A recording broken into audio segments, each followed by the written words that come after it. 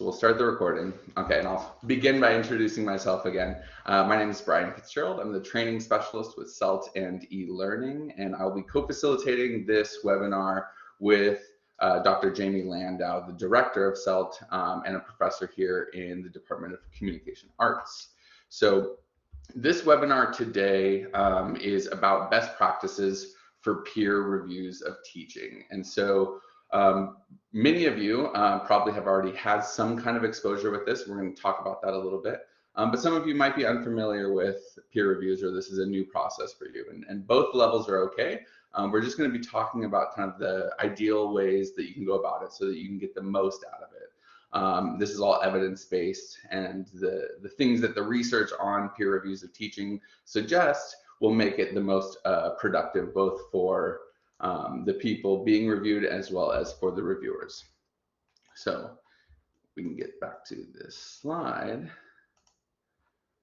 Okay, so the first thing that we want to do is actually take a couple of minutes here just to do some self-reflection and share what each individual's experience with peer reviewing or observations from your faculty colleagues has been. So you'll see we have 4 different sort of sections on this PowerPoint slide that should be available on your screen. And there's different questions, and we want you to take just a couple minutes here to read through the questions and then post a little bit on the page itself. So exactly, thanks Jamie. You can use the whiteboard feature on Blackboard Collaborate Ultra. Hopefully you're familiar with this, but if not, we can describe it really quickly. Above the slide, you'll see like a number of buttons near the top right.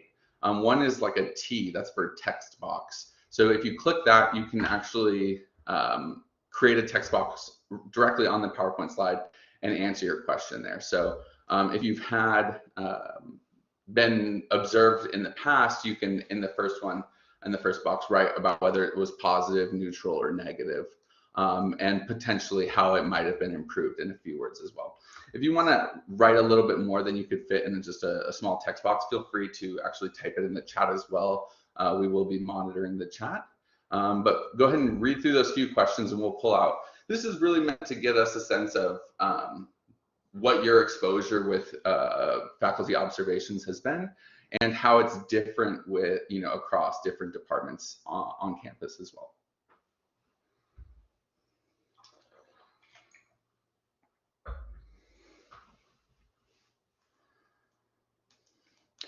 Just a quick note of clarification, voluntary at a bare minimum, that should mean that you got to choose who the observers were at least.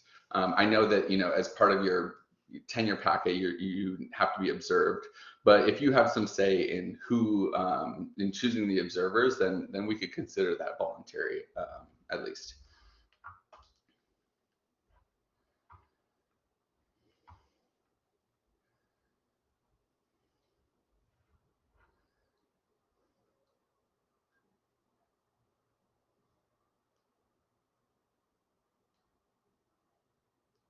Okay, so it looks like, and please feel free to continue adding things. If anybody's having trouble using the text box feature, you can type in chat as well. But it looks like we're having, broadly speaking, some positive, mostly positive or neutral. Nobody's sort of talked about how it's been negative. That unfortunately does happen sometimes, but it's good that broadly speaking, it's been a mostly positive.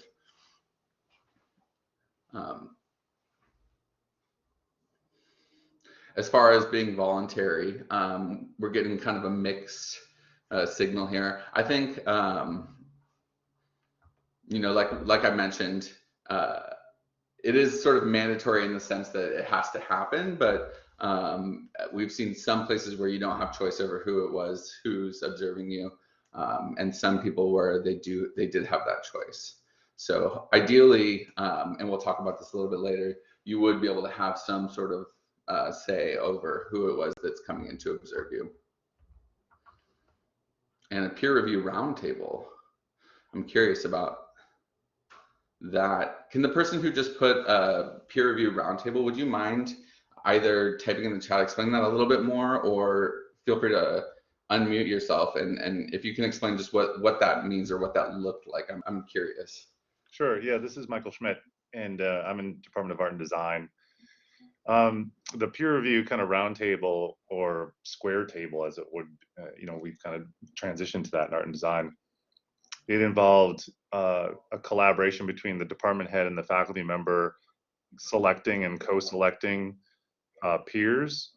And then so one was kind of selected by the department head, one was selected by the faculty member, and then one was selected kind of collaboratively between all of those people that were selected.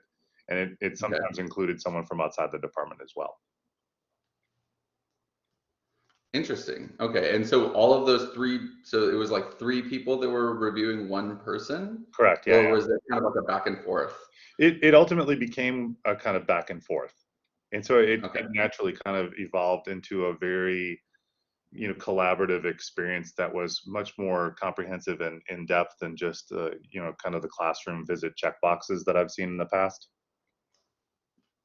Well, that's awesome. Actually, thank you for sharing, because I think as we move through this workshop, you'll see that a lot of the pieces that we're kind of going to encourage touch on that. Definitely being more collaborative, being sort of dialogic, and then how you can actually set up these sort of like tit for tat's the wrong way to phrase it, but like, reviewer teams where you kind of work back and forth with each other and have kind of more dialogue around how you're doing observations and how that works really well. So let's take just a couple more minutes here, look through some. Thank you for sharing, Michael. I appreciate that. A few other things that are written on here. Some people saying that they wish that it was better. I see no expertise in pedagogy. So that became, an issue in terms of whether it was positive for them. And then a really big range, right, where some departments have instruments that they use that are sort of, you have to go through a particular kind of document and fill the checkboxes like Michael was describing, and some where there isn't one, and they just end up doing like a write-up or something along those lines. And then some people who haven't done that yet, and will come to find that out. But one thing that we've noticed in doing this workshop before is talking to other people around campus is that there's a really big range. Some departments have sort of very structured formats already, and some really don't have anything there, and it's just kind of left up to the reviewers. And when we talk about the kind of validity of doing faculty observations, we'll see how having kind of a bit of structure there can help as well. Can help, make it sort of more valid there. Okay, so let's go ahead and begin by thinking about how we can make this valuable. And so if we look at the third column, we have some people thinking it was a great job, but perhaps not getting sort of criticism, and some people who were wishing it was better. And so when we think about how to actually make these peer observations valuable, there's a few things that kind of stand out. So change slides here. So what are the ways in which doing peer reviews can be valuable? The first is that it provides a new kind of insight in terms of how and whether students are learning. So the professor of a class, the instructor of a class, and the students have their own perspectives, but actually bringing in another set of eyes can lend a different perspective that sort of wouldn't come out through traditional SOIs or from your own sort of self-reflection about it. So having a new set of eyes at that micro level can talk about whether they're seeing students really engaging with the material and learning things. It also helps the the instructor themselves promote their own kind of like self-reflection. And especially in this last like 2 years, it's really provided some affirmation and caring about about teaching, right, as a profession. And really kind of helping people who felt stuck or in a rut, especially during this pandemic when we were teaching online, kind of pulling people out of that. So having somebody there to come engage with your teaching and think about your teaching, it's been really sort of affirmative in that sense. And then we'll talk a little bit more about dialogue too, but ideally it sort of creates this back and forth dialogue like Michael was talking about with his group, where you're going back and forth with people and thinking about teaching rather than it sort of being a judgmental thing. The third set is that it takes teaching, which tends to be kind of this private act that you do, right, and making it more of a public, and making it a process where you can kind of learn from your peers and your colleagues in the department. In a good, constructive peer observation, it helps you identify your strengths, right, and areas for growth. And this is where, you don't just want somebody who comes in, we saw this in the last slide, somebody who comes in and just, praises all the work that you're doing, but actually gives you areas and room for growth, things that are sort of actionable items that you can take and sort of improve your class. And so when you have a relationship that's more dialogic, where you're sort of just communicating with a peer or a colleague about how you're doing things and what your goals are, and then they're giving suggestions, that creates sort of room for growth, and it's not this sort of judgmental top-down type situation. It's really open-minded dialogue between individuals. And then finally, it's super important to actually document your sort of teaching for your apparatus and your promotion and tenure in documents. So this sort of goes along with your student observations, giving you sort of a different lens, a different perspective on what exactly you're doing teaching there. And then, as Jamie noted, these are all sort of found in the literature. These are backed up by sort of evidence-based studies about sort of a good, peer review observations.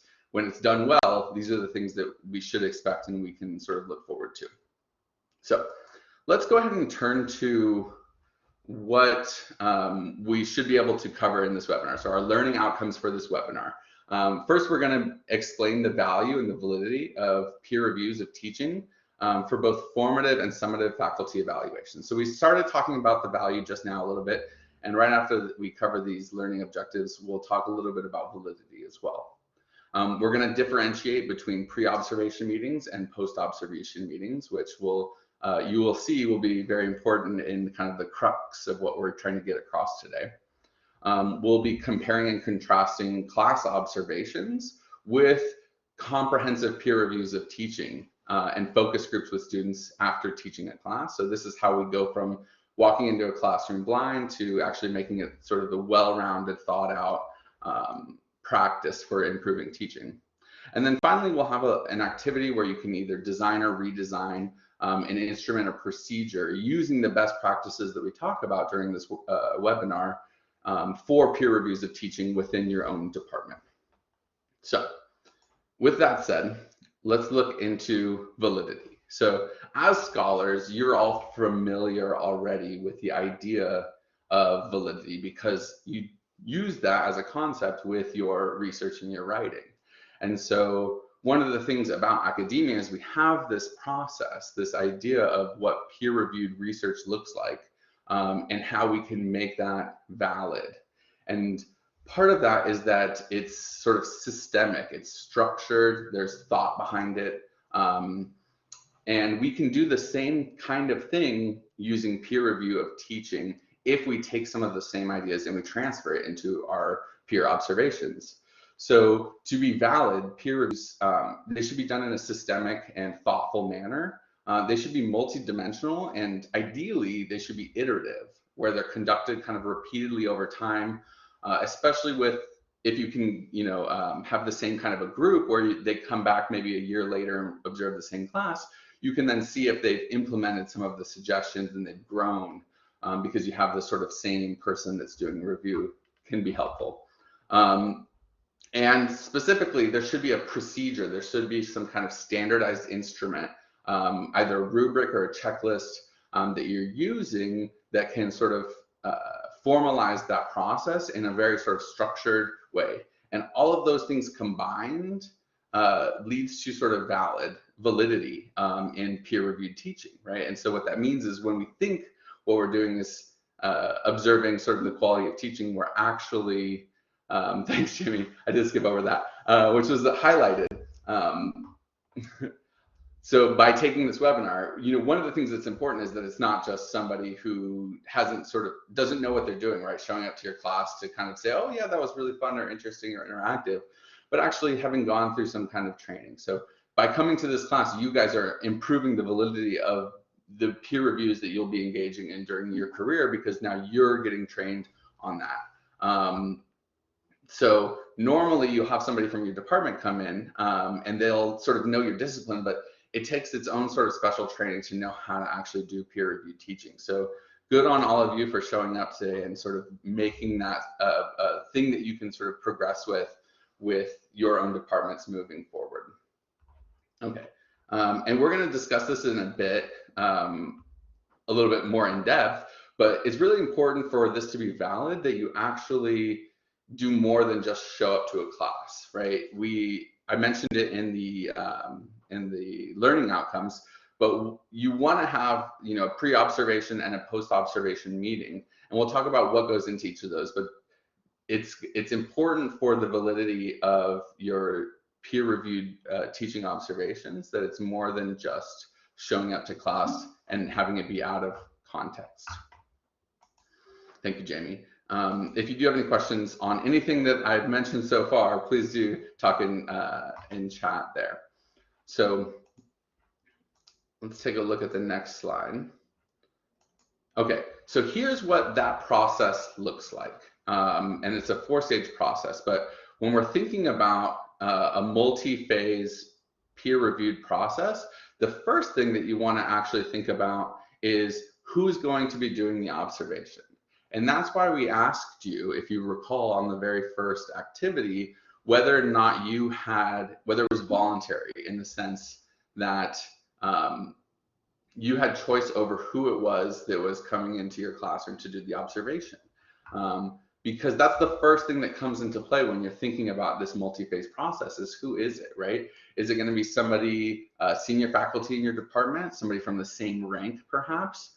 It could be from a different discipline. It could be us. It could be me. I've done them. I like doing them quite a bit, actually. I know that Dr. Landau does quite a few as well.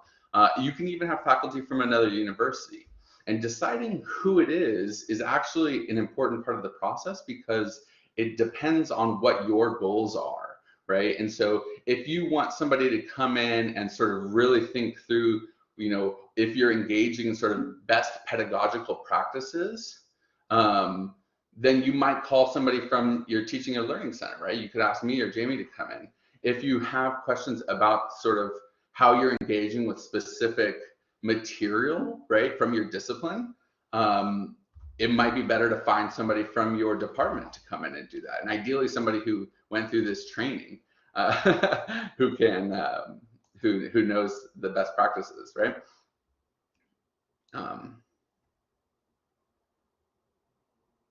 Okay, yeah, that's a great thing to put in the chat. If you've had peer reviews, answer in chat whether you had somebody from your department. Was it the same rank? Was it a senior faculty from another institution? Or if you've used somebody from a teaching or learning center before, would be really interesting. So who's done that? And feel free to add that in the chat as well. Okay, so this is kind of the best practice here, is to, while you guys are putting that in chat, I want to kind of run through this 4-stage process. First, you would engage in a pre-observation meeting where you get together usually for an hour in advance of coming into the class, and this is going to give you a lot of the context that you're going into. And then you'll actually have the class observation. So this is where you'll show up to a face-to-face class, or synchronous video, whatever it is that you're doing, and actually watching the instructor engage during the class with the students, with the material, how they're presenting it, etc. And then afterwards, you'll have a post-observation meeting where you'll kind of go over it, and you'll have this dialogue about what it is that they did, right? Things that you really liked, things that were growth, areas for growth, etc. And we're going to get into these in more detail here as well. And the 4th step, which is optional, is to actually do a write-up. This is where, especially if you have an instrument that you have to do through the department, you'll do that.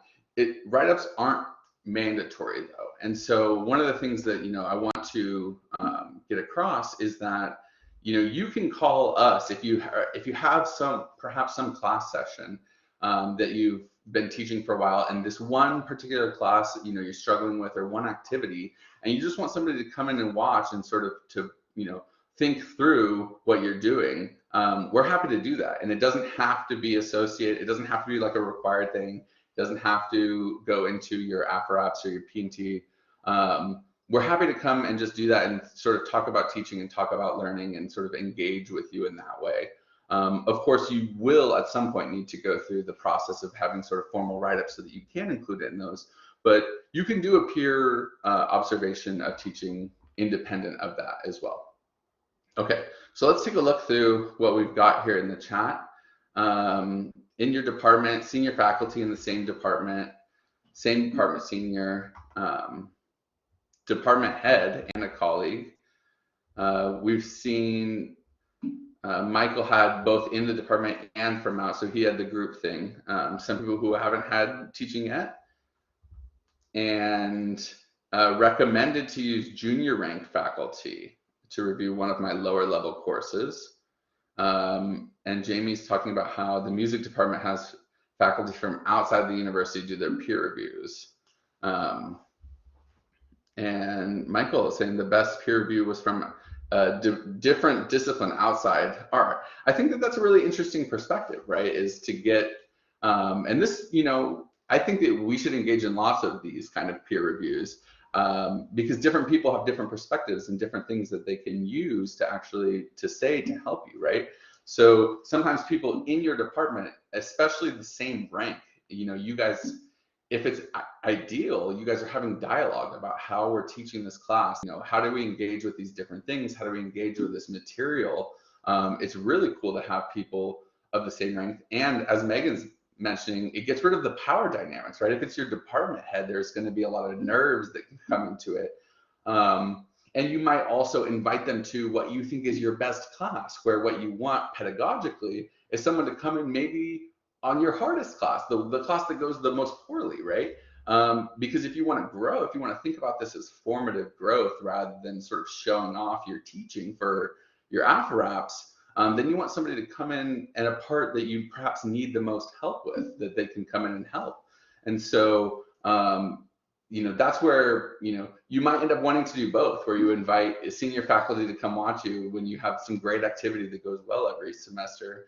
And you might invite me or another colleague or someone from a different university to come in and give you genuine formative feedback and growth and constructive, areas, things that you can do to improve in a class that perhaps doesn't go as great. And so thinking about getting people who have expertise in pedagogy, who have teaching expertise, and bringing in people who have content expertise. And then this whole third area of bringing in people to write great reviews for your AfroApps, right? You might want to have multiple observations coming in on a regular basis, not just from different perspectives, but then also come back the next year, right? Like I'm happy to do one year and then come back the next year and see how things improved, or if you put things into practice, or if you tweaked something and you want to say, okay, how do you think it works now? That's great. That's growth, and you can write about that yourself and think about how you're putting into practice the sort of feedback that you're getting. Okay, whew, that was a lot. Great feedback. Thank you all so much for writing in the chat. Lots of really interesting things there. So let's see the next. So let's talk a bit about. Oh, I didn't mention that before when we were talking about the. Yes, Jamie, great point. You do need 2. That's the VSU threshold. So you do need 2 that are going to get written up to be included in your AfroApps. I believe the AfroApps, right? That you need 2 for. And so you'll need that, or I guess that was when you go up for P&T. You need 2. So VSU policy is 2, but we want to encourage you to get substantially more than that. And that's where you can bring in, us or somebody, another colleague to just come in and do it, and have it sort of a multi-year process where you can sort of see your growth and put things into practice. Okay, so this slide that we have right now, and actually what I want to do, let me highlight this really quick, right? because this is the most important thing. And we're going to talk about these in a second, but you'll see we put this like don't skip, right? These like in yellow highlighted messages next to the pre and the pre-observation meeting and the post-observation meeting. And that's because in our mind, and according to the research, this is like the most important part, right? Like if you take only one thing away from this webinar that we're doing today, it's this. It's like don't skip these meetings. It's really important to get context in the pre-observation and to have dialogue in the post-observation. So what I want to do really quickly right now is I'm going to share in the chat, actually, I have a link.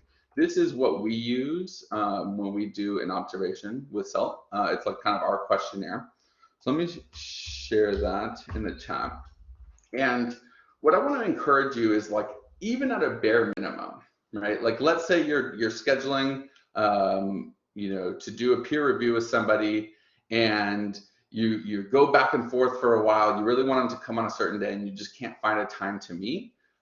You can, at a minimum, take this questionnaire and like write out the answers to these questions and send it. So you can kind of do this sort of pre-observation meeting asynchronously. Now, again, I want to emphasize that we're strongly encouraging you to meet in person because dialogue is a really important part of this. But if the alternative is to have somebody show up blind to a class, not knowing what your goals are, not knowing what your learning outcomes are, not having any sense of the context, then it's much better to at least send them that and say, hey, if you can read this over before coming into class, that would be helpful.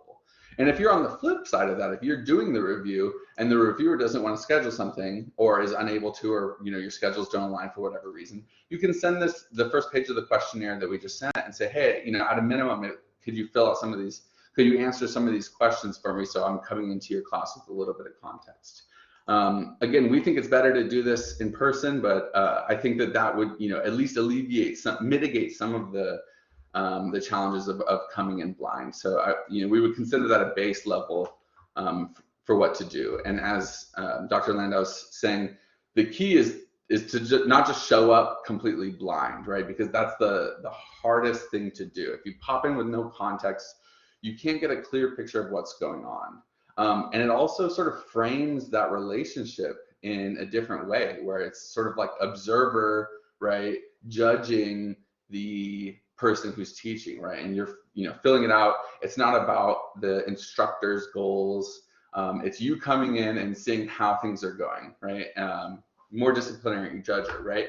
So what you want is for it to be more dialogic. You want it to be based on what the instructor goals are, right? And so when I come in and do an evaluation, I have sort of things that I think that I want, you know, to get across, but I try to put all those things aside and ask the instructor, what is it that you want me to be looking out for, you know? And sometimes they'll be thinking about something that I never came across. Like we had one recently where the instructor was like, you know, I have this classroom, but I don't feel like I'm taking advantage of the space very well. And so one of the big things we focused on wasn't sort of the, you know, the actual content of the class, it was how they're taking advantage of the space, right? Whether there's like a wall of whiteboards, there's different technologies. And so what we ended up, you know, talking about during the post-observation meeting was very different than what we normally would have done. But it ended up being what the professor needed the most. So let's go ahead and turn back to this here. So this is the difference between a pre-observation meeting and a post-observation meeting. And the pre-observation meeting, you've heard me talk about this a little bit already, but you're getting context, right? So you're going to ask them about the class, whether it's seniors, freshmen, whether the sort of it's, you know, cohort based versus not. You sometimes, if it's a gen ed class, you get lots of students from different departments, right, or from all across campus. If it's upper division, you might have a smaller number, right? So you want to get all of that context. You want to know what their goals are, you know, how does it fit into a larger curriculum, etc.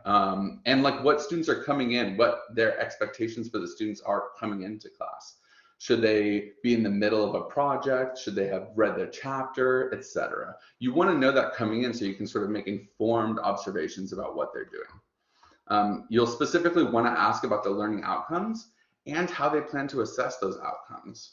So what it is they want them to learn, but when are they going to assess whether that learning happened? Is there something that they're doing during that class session, or is it, in 5 weeks there's a midterm where they'll be tested on it? And that's knowing that in advance is going to help you sort of make the best suggestions for you when you do a post-observation meeting. And then finally, and this is super important, it's the instructor's goals, right? Like what they know where things are going well and where things perhaps can improve.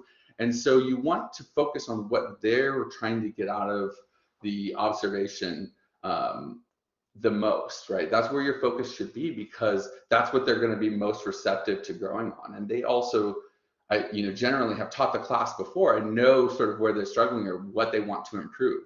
And so ask them what their goals are for the observation, and then use that to sort of guide the discussion that follows. Okay, so after your pre-observation meeting, and again, we posted that questionnaire that you can use as a guide if you don't have one already from your department.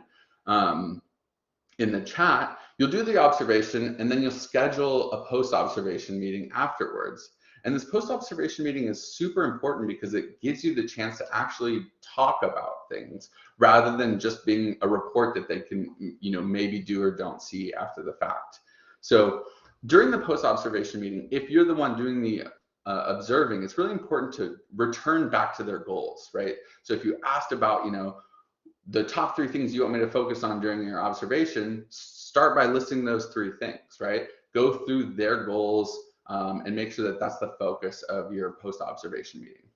And then you're probably familiar with this if you've been in any kind of managerial role, even working with students. You want to kind of balance the feedback that you give, right? So lead out with positive feedback, and then frame sort of negative feedback as areas for growth, right? So here I see you're doing X, Y, and Z really well. You seem to have a little bit of a, there's no student participation in this part or something along those lines. Here's perhaps how you might be able to improve that, right? So leading out with positive feedback and reframing negative feedback as areas for growth, and ideally with suggestions, actionable suggestions that they can use. And then finally, it's important to be specific. So take notes while you're doing an observation, because you want to give specific examples rather than making generalized comments. That can be super aggravating when you're receiving feedback and they're general without sort of giving you the specifics. So do take careful notes while you're doing it, and do your best to present that by being very clear about what you're referring to from the class. Okay, now I want to do a quick little activity. Oh, that's a great point, Jamie. And we mentioned this a little bit, but especially when it's a colleague of yours, right?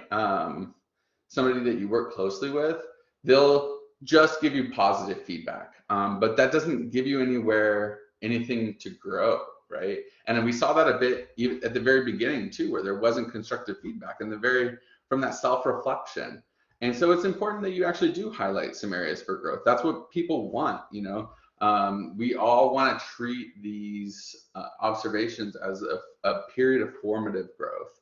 And so getting things actionable items that you can work on is what most people want. And so don't be afraid to provide sort of meaningful, constructive feedback to somebody that can help them, because that we're all here to learn and to get better.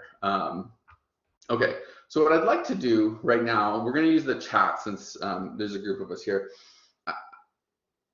I'd like you to type I have quote into the chat, or you can use the thumbs up emoji if you'd rather. If you've, in any of your observations, peer observations, if you've done a pre-observation meeting in advance of having somebody come into your class.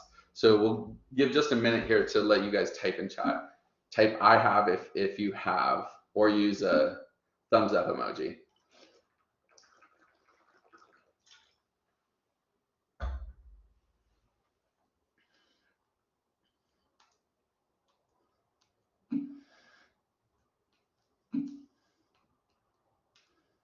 Both, okay. And thank you for people putting not. I should have made that in the instructions too. So if you all haven't, then I would just be standing here waiting for people to. So mostly not. Michael has. I was really impressed with what you guys had done in your department, so that's cool. But sadly, most of you haven't. Okay, so let's try one more time. Yeah, really glad that we're doing this. So because it's the most important thing, right? And so even a pre-observation, we actually expected there'd be more pre-observations than post-observations. But let's test that real quick. How many people, you can type yes to make it so we can distinguish between the I haves. Type yes in the chat or use a smiley face if you've done a post-observation meeting, if you've met after the observation to talk about it.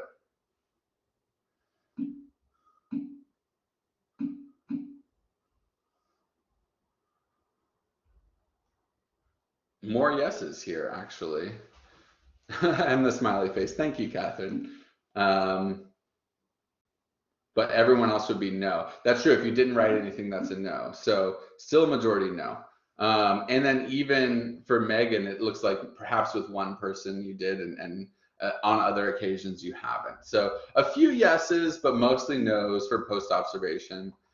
Same goes for Sarah, who also had a yes. Okay, so even some of the yeses are kind of mixed reviews depending on whether which specific observation we're talking about here. So hopefully this is why this is so important, that we sort of talk about the best practices in post-observation meeting, because it's really important, right? Both the pre-observation, so you're not coming in blind, but then also, and the literature is very clear on this, is that a peer review of teaching works best if it's dialogic, right? Rather than judgmental. And it works, what's really interesting about this is it benefits both the reviewee, the person who's teaching is getting reviewed, but also the person who's coming in and doing the reviews, right? So when you have that opportunity to engage and to really think through and talk about your teaching and what you're doing, it has this bounce back effect on the person who's doing the reviewing, right? That they take something away from the experience, that they sort of get new ideas. They have some sort of aha moments when they're watching someone teach and they go, wow, I never would have thought of that cool idea. It happens to me all the time when I walk into classes, especially because I get to go to all kinds of different departments.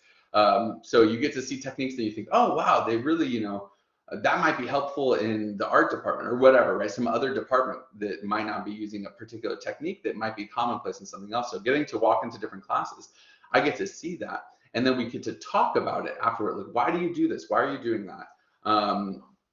The post-observation is super important for making it growth, right? For making it a thing where you can talk about and think through what you're doing to move forward. Anyway, I'm running a little late on time, so thank you all for sharing. At this point, I'm going to turn it over to Jamie, who's going to kind of talk about the absolute best practices and kind of the more comprehensive peer review of teaching. So I will shut it off and turn over the mic at this point. Hey everyone, so we're just going to kind of end the last 5 or so minutes, and then we have our final activity for you guys with what's called a comprehensive peer review of teaching. Okay, so previously we were talking about observations, and what actually the research kind of says is the bare minimum of what observations should occur to be valid, right? Going back to our discussion about validity. And as we noticed, even a lot of us aren't doing that for a lot of legitimate reasons, right? Time, mandatoriness of this process and all that kind of stuff. So we're not going to spend a lot of time on what a comprehensive peer review is, but you may hear that word come from your deans or your department heads, and it's in the research on what a comprehensive peer review of teaching is. And so this is great too. If we could do this as a university, we would really get gold stars in the best practices of peer reviews of teaching. So what the difference is, as I kind of showed in this little model here, was that the blue and the red are generally what makes a pretty good valid peer review of teaching, like Brian went through, right? The pre-observation, the observation, the post-observation, the write-up, and ideally too, which Brian, I'll just emphasize here, would be you would also look at the syllabus, student work, and things like that. But what makes a comprehensive peer review is the cycle continues. In fact, you might even do what's called small group instructional diagnosis. That's where a faculty member, your reviewer, actually has a little focus group with students at the end of the class that they observe you. This is really cool. I've actually never done this, but I do have colleagues at other centers for teaching who do this for faculty. So I'd love to do it for a faculty member or have it done for me when I'm teaching. So basically, your reviewer would go into your class, observe your class, right? You would have had your pre-observation meeting. And then the last 15 minutes or 10 minutes of class, they would let you leave the classroom, and then they would hold a focus group with your students, which is really cool, right? To add to their observation. So again, just like with our research being peer reviewed, the more valid peer reviewed research has more reviewers, right? Almost does like a 360. Same with teaching, right? An even more valid and comprehensive peer review would include not just our colleagues observing us in that actual class, but the students. And we do get that feedback from their SOIs or from other things, but it's another kind of approach that you could take. And then what the faculty member would do is either with the student focus groups or without it, they would actually do a second class observation. So Michael, at the very beginning, for those of you who showed up late, he said that he kind of had a triad of faculty who were observing each other. And I'm guessing too, Michael, that did you go twice into each other's classrooms, Michael? Did you end up going back into each other's classrooms after observing once? Yes, it was kind of an ongoing process that went throughout the whole term and actually throughout the year. So it was kind of a back and forth on kind of use the ping pong analogy of kind of going back and forth and meeting collectively.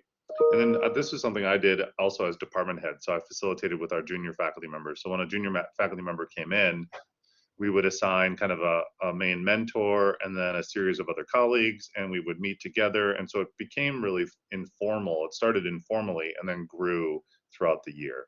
That was the whole exactly flow.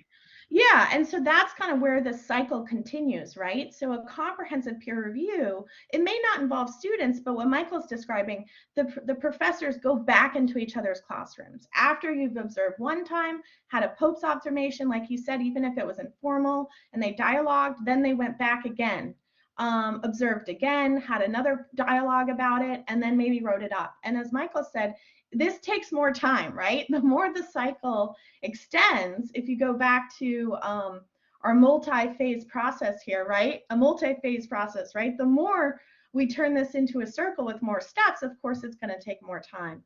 But that is also a wonderful way to get more formative feedback on your teaching, and a good way to kind of help each other all learn from that process. So we wanted to make sure that we talked about comprehensive peer reviews as another layer to the process that y'all could push for in your departments or even do with other colleagues across campus.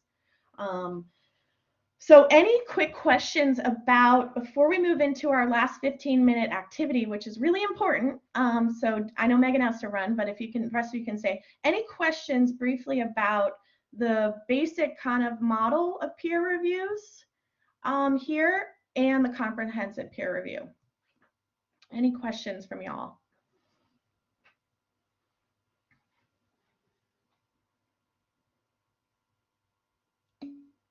Okay.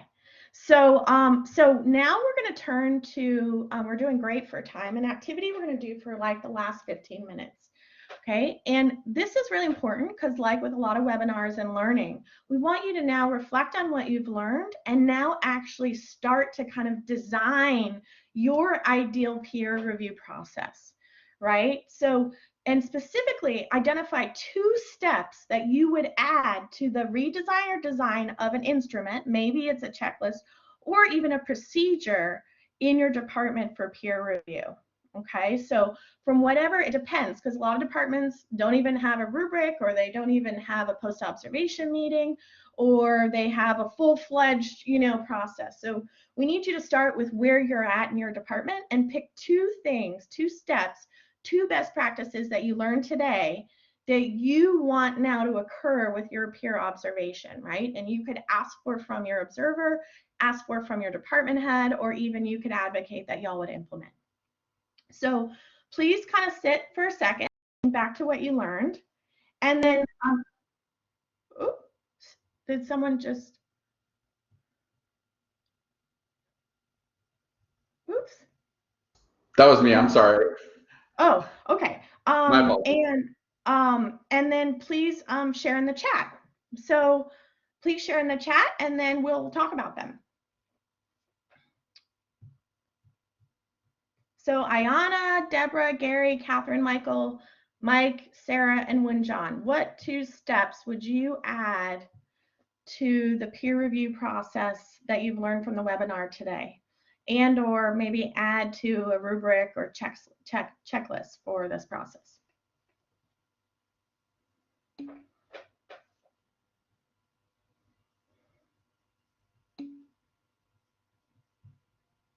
Okay, so Catherine, that's 1.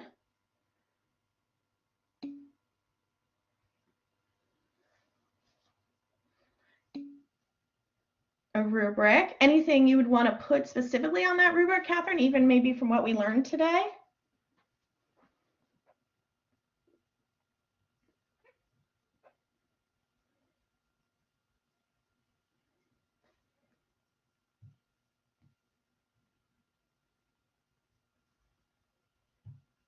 Ayana and Gary, what are you guys thinking? Review syllabus. Oh, good. Okay, Mike, awesome. Mike, so I love y'all. Mike had a really good, thank you, Mike. You're really kind of focusing on sometimes we have the pre-observation meeting or we go right into the classroom, but we haven't looked at someone's syllabus. And I would even say, Mike, not just learning objectives for the course, but learning objectives for that particular class session. So that's emphasized in CELD's recommendations. And Brian and I were actually doing a pre-observation meeting with a faculty, maybe you mentioned this, Brian, last month or a month or 2 ago, and we asked him, you know, what were your learning outcomes for that particular lesson? And he didn't have any, right? It was just to kind of go over content. So his learning outcomes for the course were on a syllabus, but what did he actually want students to learn that particular day? So that's a great suggestion, Mike. Good, Wenjan. Wenjan, you said the ones that we said no one should forget, right? Pre and post observation meeting. Process, I'm going to have my first observation of the faculty being reviewed this semester. Okay, Ayana, but one thing then you really want to do is maybe after today when Brian sends you the PowerPoint, you could maybe attach the PowerPoint to the faculty member observing you and say, you know, I attended this webinar. I'd love to have a pre-observation meeting with you before you observe me. What do you think about that, Ayana, asking for that? Yeah, I think it's a great idea. I also did mention that I kind of want whoever is observing or as the observer to know what's been taught till now and what is this specific class coming before. So like the context of the material is 100% clear. Exactly. Well, and that's, I'm going to go back. That's exactly what the pre-observation meeting, right, context would be for. And, you know, Brian had a great suggestion that even if that faculty member hesitates or you guys just can't find the right time, give that faculty member that, answer these questions for that faculty member over email, right? So literally like copy and paste and tell them what's the target audience for your course, right? What are students expected to do for that class? Like just go ahead and tell them an email if you guys aren't able to meet in person.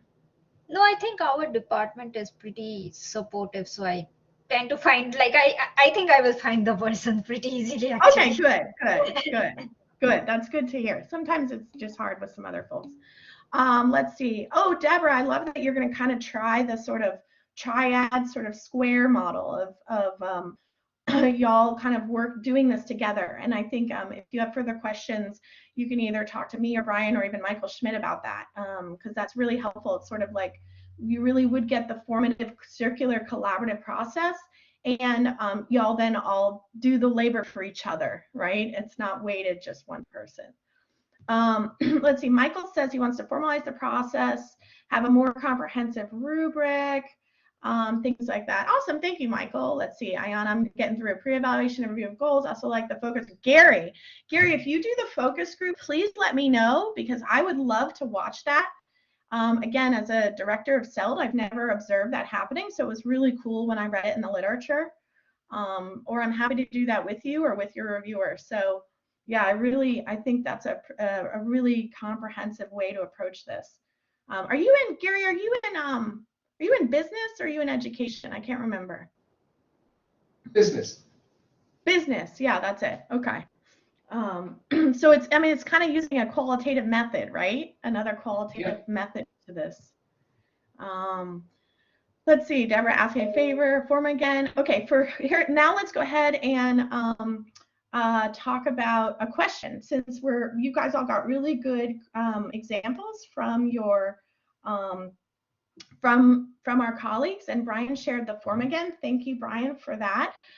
So he says, question for the group is, how does the department head motivate and encourage ongoing comprehensive peer reviews? Often the difficulty is getting started. We're all so busy. So you know what?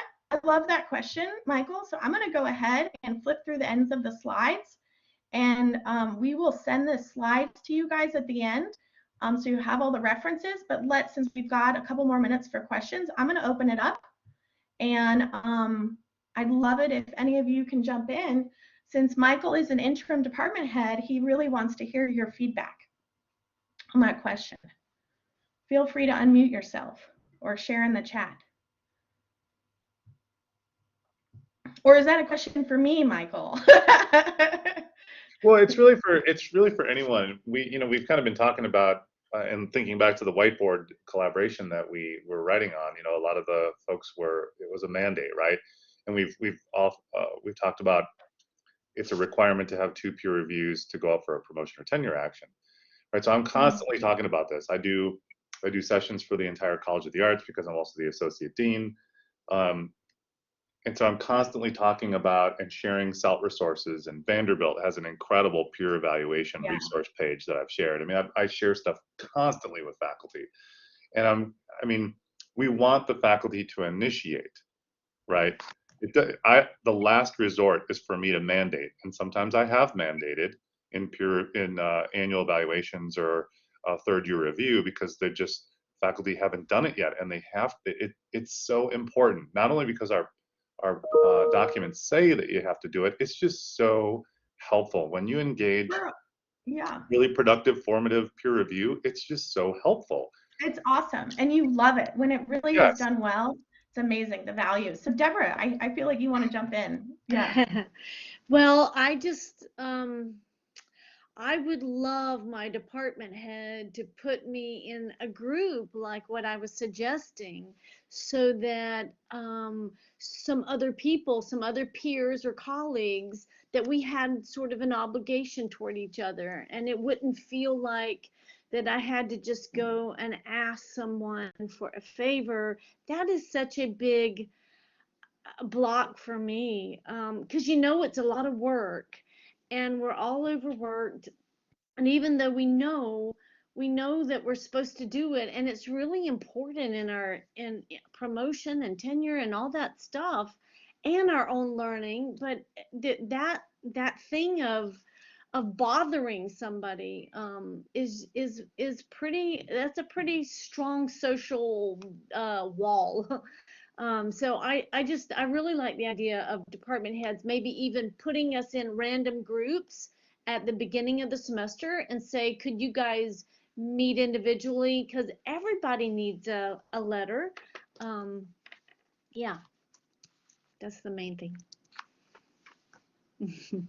So I'm happy to, Deborah, to try to, I sit on the department head council. I'm not like an official member. I'm happy to, they're pressed for time to offer. Of course, I offer to them often webinars that I can run with them, and they have been doing some of the ones about the writing reflections. But what I might be able to do is sort of like a mini quick, maybe I'll just show like the first couple slides or some of the slides from this webinar during a department head council meeting. And then, and so like, because I think that could help maybe, and even say that the faculty who took this webinar wanted them to assign people. I don't know. That's one little thing I can offer to do. I'll share. Sure, Michael can kind of try to spread the word. I'll do that as well. It's just one of those things where and I know some people are just really resistant to it, and I even put in the chat, I don't know if I put it in the chat, maybe I was just thinking into my brain, but you know what, as I've reviewed tons of personnel files, I've been involved in personnel for a long time. And sometimes I see, the proverbial peer review with a date, it's due, your personal action is due on August 23rd, and I see peer reviews dated August 20th. And that really misses the mark, right? I mean, just because you shoved it in there, it misses the whole point of the peer review process. Well, also I've asked senior colleagues to observe my classes, and they've given me excuses. They've declined. They kind of avoided and skirted and not really said no. But I got the feeling that I was bothering people. So I was really happy when someone else asked me to observe, so that I could ask them to then observe back. That was a big relief. Yeah. And Deborah, unless your I know most departments, you should have, at least one of your 2 peer reviews should be in your department. But, Brian and I, and even the e-learning folks, we didn't even talk about it, but we do have a whole process for online peer reviews too. We're kind of paid to do this, so I'll just, offer up in Brian already. Appreciate it. So we can Yeah, offset. We can't do it for everyone across campus, but. Okay, thank you. I read a really great peer review actually in a recent personnel action that Britt Bugby did for a faculty member in my department that was e-learning, and it was fantastic. Awesome. So, yeah. I would encourage that. Yep. Yep. Then just like everyone, we can't do them at the last minute, but but yeah, if you're really struggling to find someone in the department, we're here for you for that. Maybe this is Jamie, in thinking about your sharing this with Department Heads Council, this is probably something we should spread the word to all of our college senators, and maybe bring up to the faculty senate, and a repository of faculty that are searching for peer reviews and people who are wanting to do them, because like Ryan just posted in there, he loves to do them. There are people on campus who are more than willing to do these things, and it might not be content specific, but just toe in the water of, like I said, one of the most productive peer reviews I ever received was from someone outside my discipline, and it was really, really great. It was eye-opening. So we actually already have a list of those faculty on our website, Michael. In the same link that Brian gave you, we actually, or maybe it's not in that same link, Brian, I don't know if you can pull up our website, but we have faculty who have kind of volunteered to be experts, and I mean that they have a certain pedagogical expertise, and they agree to be, to consult with faculty and do peer reviews. I try when faculty contact me, kind of like Deborah, and they're saying, oh, I really need someone with online expertise, and no one in my department has that expertise. I actually, tell them about the people on our list, or I then give them other names. So like, for instance, Rebecca Reynolds in art wanted someone with online expertise, and so I actually introduced her to Nicole Alamano, who teaches in the fully online graduate program, Masters of Library Information Science, right? There's no one in art that has that expertise of online teaching, Yes, yeah. No, and that was great too, and that you're kind of talking about someone specific, but those were fantastic. Yeah. So I'm trying to be that network, but yeah, I don't know who needs peer reviewers, I guess. So but I can definitely bring it up with the Senate as well. We'll make sure to do that. Well, any more questions for Brian or I that you guys had about the webinar, the process, or? Will you be sharing the PowerPoint, or is this posted on the SELT website? Yeah, Brian, you want to? Yeah, so after this thing, I'll be sharing the PowerPoint. I'll share these links again. We'll put all that in an email. And I'll also be sharing a link to like a feedback form that you could do on this. This is still kind of a new workshop. So we appreciate all the feedback we can get when we put these together.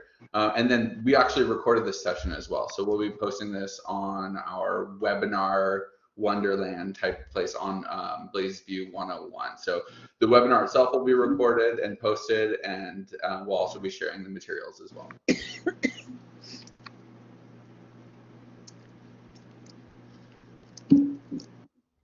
Well, thank you all so much. That does bring us to time. So I really appreciate you guys engaging with the material and sort of being so thoughtful and really kind of contributing. And I'm glad we had this little bit of time at the end to kind of just push ideas back and forth around for each other. So very much thank you, and keep an eye out for the email that we will send to follow up.